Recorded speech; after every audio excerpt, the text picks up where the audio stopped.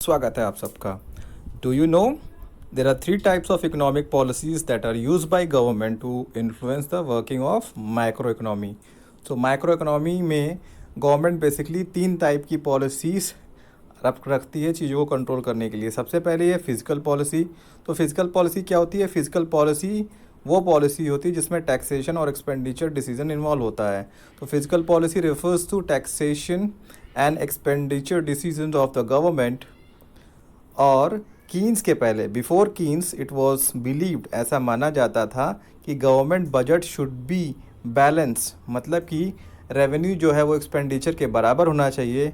But it was Keynes, ये Keynes ही थे जिन्होंने कहा कि deficit budget at times of depression होना चाहिए to get the economy out of it.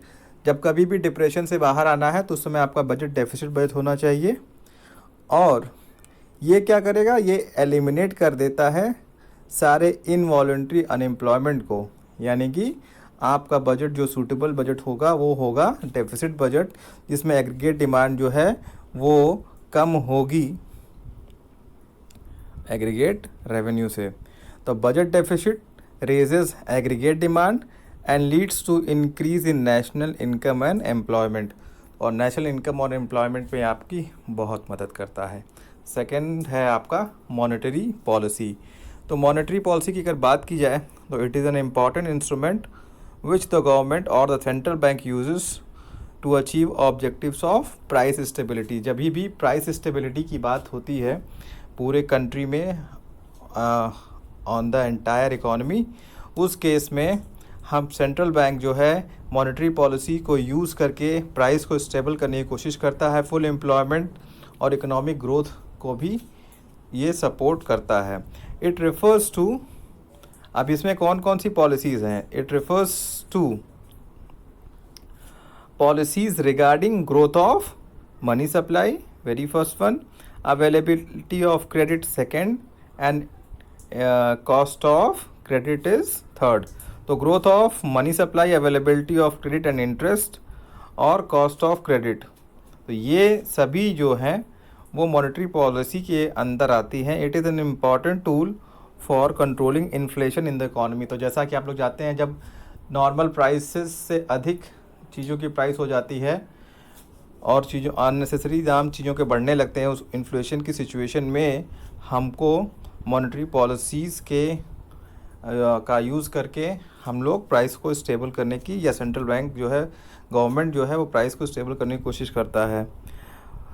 और इसके साथ एक और यहाँ पे बात है कि tighter monetary policy is adopted when rate of interest is raised and availability of credit reduced.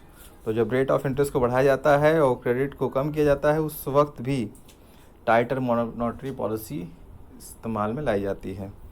This was all about monetary policy. The third is the supply side policies.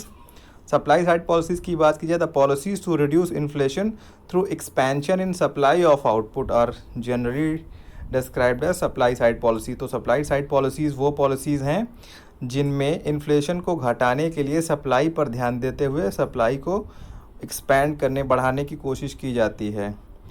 ये इसमें ऐसा माना जाता है कि higher economic growth in developing countries will lead to reduction in poverty and unemployment.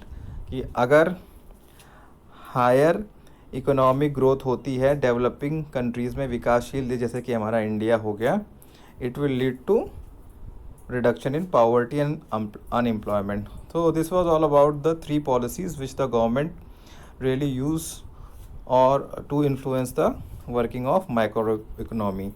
So thank you for watching. See you in the next video. Please don't forget to like and subscribe.